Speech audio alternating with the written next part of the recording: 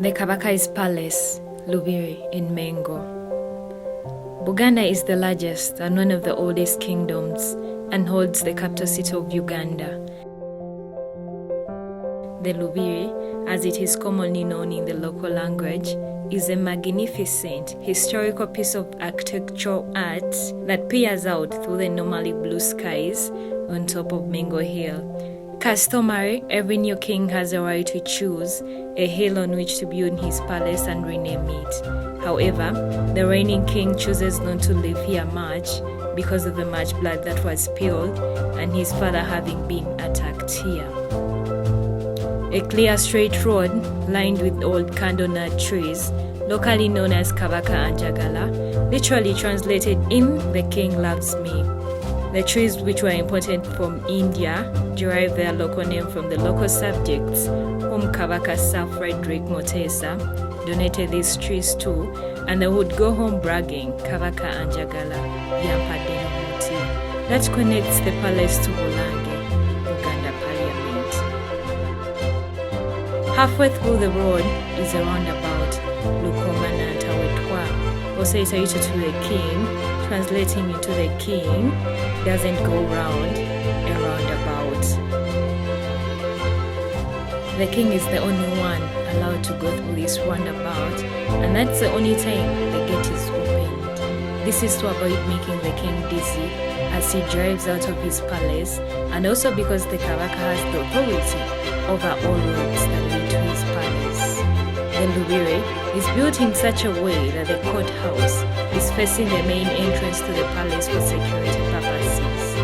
It is believed that the spirits move on a straight path, and as such, there should be no obstacle between the king and his spirits judges. The Tuekove, as the palace is normally known locally, derives its name from the efforts of the subjects in putting up the magnificent centerpiece. The word means uniting for a cause. Just because the gate into the palace is a fireplace, locally known as Choto, Gombolola, whose fire never goes out. The thuribo is lit by the Nakibuuka clan, and the particular person who lights it is titled Musoloza.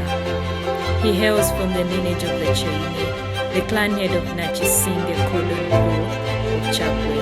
The fire is a symbol that the king still reigns on the throne, and it is lit 2 times a day at 5 p.m. and 5 a.m. And the fire is mostly from the Motuba Ficus nantalasasi tree, also from which backcloths are made. The fire is only allowed to go off if the king dies. The walled fence enclosure is guarded by 2 guards, and with the help of a guide, you'll be taken around.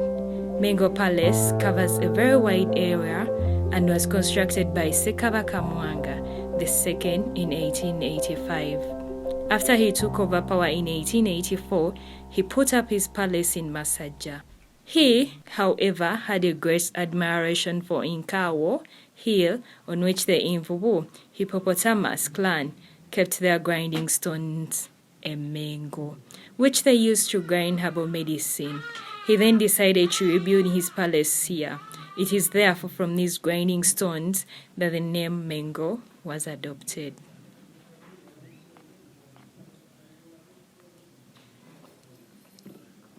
Mengo Hill is also the administrative capital of the Buganda Kingdom. Although the king is also allowed to have palaces, for example, the one in Bulemezi, known as Bamunanika Palace, and the other one in Budu, known as Inkoni Palace, both of which were constructed by Kabaka Sir Edward Mutesa II. Chikera and Salama Palaces, both constructed by Sir Daudi Chwa. The Lubiri in Chireka and that one in Banda were works of Kabaka Ronald Muwenda Mutebi II.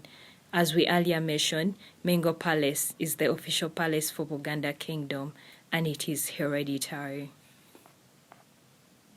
It has been and is still the official home of all Buganda kings. It is here that you will find the palace official residence, stroke house, known as Twekowe. To the left of the main entrance is the king's collection.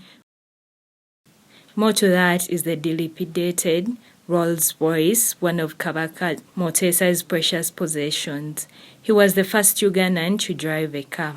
Next is the king's main house, where no one is allowed. As earlier mentioned, it was constructed by King Mwanga II and was built similar to the one of Queen Elizabeth II, with forgets at different corners with names attached to them. Wankachi, the main gate, Kalala entrance for one of the Kabaka's wives, Nalongo, mother of twins, who performed some norms in the palace, and Sabagabo or Wansaso, the Kabaka's private gate, the guide adds. Lots of scruffy houses are scattered in the compound, and these are mostly occupied by guards, although initially they were occupied by ministers of different ministries in the kingdom. Continue further down to Empuku. The dungeon. This was Amin's torture chambers built by Amin himself with the help of the Israelites during his reign of terror and torture between 1971 and 1979. The palace is as disheartening and dark as its stories. With the blood-stained walls and a sober atmosphere, the palace seems to still mourn and utter the pain and the blood that was shed behind them. The torture and the pain they witnessed. Until there was barely any turning space, they were then starved. Many were frustrated and dumped themselves into the electrocuted water to die. And for those who didn't, the soldier would kill them or they would kill themselves.